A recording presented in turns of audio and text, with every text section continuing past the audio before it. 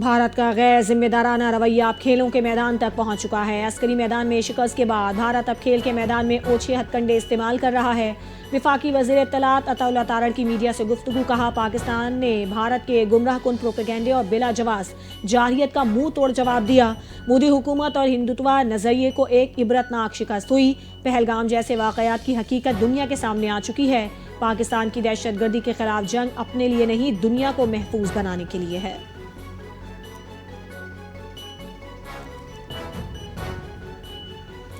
اسرائیل کا ایک خود مختار ملک پر حملے کا کوئی جواز نہیں۔ لبنان اور شام کے بعد قطر پر حملہ ناقابل قبول ہے۔ اسرائیلی حملوں پر مذمت کافی نہیں، اب واضح لائحہ عمل اپنانا ہوگا۔ نائب وزیر اعظم اور وزیر خارجہ اسحاق ڈار کا عرب ٹی وی کو انٹرویو۔ کہا، پاکستان نے ہمیشہ تنازعات کی بات چیت سے پرامن حل کی حمایت کی۔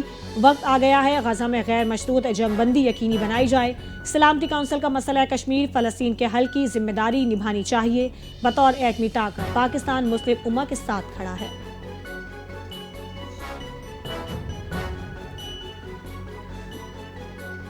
وزیر اعظم شہباز شریف سے chief of naval staff admiral Naveed Ashraf کی ملاقات۔ معرکہ حق کے دوران وطن عزیز کے دفاع کے حوالے سے پاکستان بحریہ کے کردار کو سراہا۔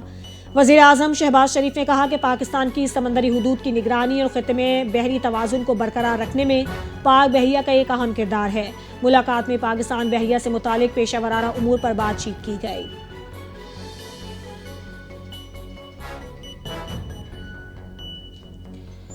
پی ٹی آئی نے ہمیشہ ٹی ٹی پی کو خوش کرنے کے لیے پالیسی پر عمل پیرا ہے، ہمیشہ دہشت گردوں کے موقف کی تائید کی۔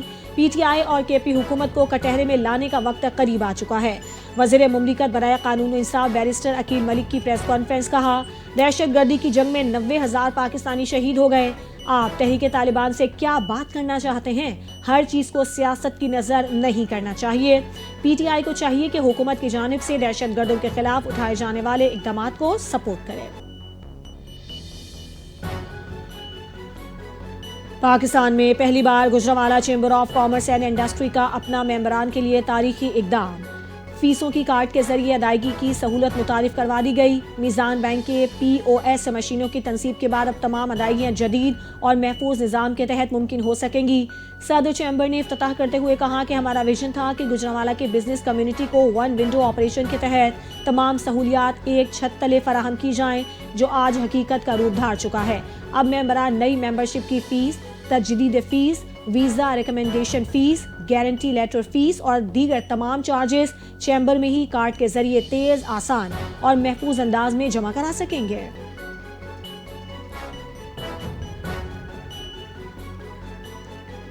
سرویکل کینسر ایک سنگین مگر قابل علاج مرض ہے، جس کے بچاؤ کے لیے بروقت ویکسین اور آگہی مہم کی نہایت ضروری ہے۔ خواتین کی صحت پر توجہ دینا دراصل ایک صحت مند معاشرے کی بنیاد ہے۔